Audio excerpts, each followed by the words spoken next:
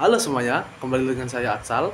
Nah, jadi sebelumnya saya ucapkan selamat pagi, selamat petang, selamat subuh, selamat siang, dan selamat sore, dan selamat malam, dan tengah malam dimanapun kalian menonton video saya saat ini.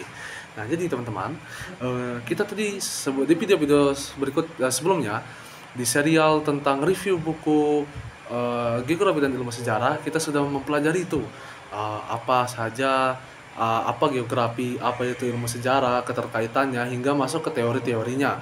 Nah, berikutnya kita akan membahas salah satu konsep yang lumayan menarik ini, yaitu geohistory dan perkembangannya. Nah, sebelumnya kita di video ini akan memahami apa sih itu geohistory dan bagaimana sih perkembangannya secara umum dan bagaimana konsep ini dapat berkembang di Indonesia. Nah, langsung saja kita start videonya. Nah, jadi teman-teman, geohistory itu atau geografi sejarah kepanjangannya adalah ilmu yang mempelajari interaksi antara manusia dan lingkungan geografis di masa lalu. Geohistory itu juga berfokus pada hubungan antara geografi fisik, budaya, manusia, serta perubahan wilayah atau tempat berdasarkan waktu. Nah, menurut definisi, geohistory ini juga mencakup kajian tentang bagaimana kebudayaan manusia itu dapat muncul dan berikutnya berkembang, dan seiring dengan hubungan manusia dengan alam atau lingkungan.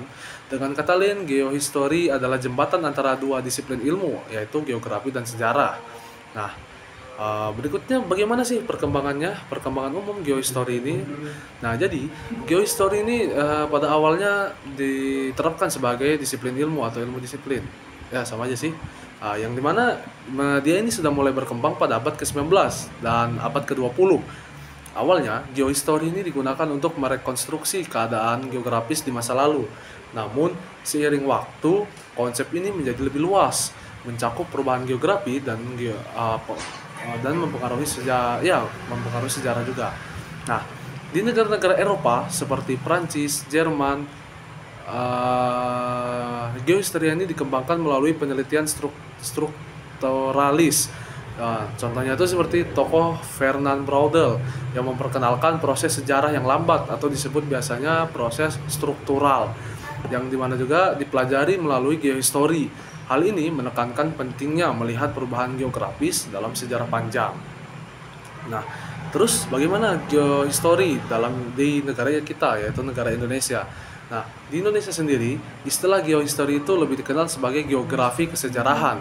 Tokoh seperti Dal Joni memperkenalkan pentingnya memadukan sejarah dengan kondisi geografis seperti ledakan gunung api, perubahan garis pantai, dan lokasi strategis sungai-sungai besar muncul. Hal ini memberikan konteks pada peristiwa sejarah seperti kemunculan kerajaan-kerajaan Nusantara. Nah, pada tahun 1960, Subantarjo ini menggagas agar geohistory menjadi bagian dari kurikulum pendidikan sejarah. Beliau melihat bahwasanya geohistory ini dapat membantu memahami peranan lingkungan dalam perjalanan sejarah.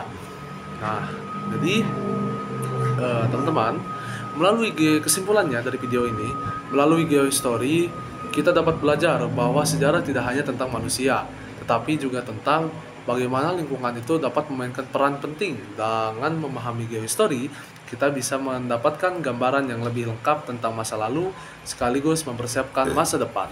Nah, baik teman-teman, sekian yang bisa saya sampaikan. Terima kasih buat yang sudah menyimak dan semoga ilmunya bermanfaat.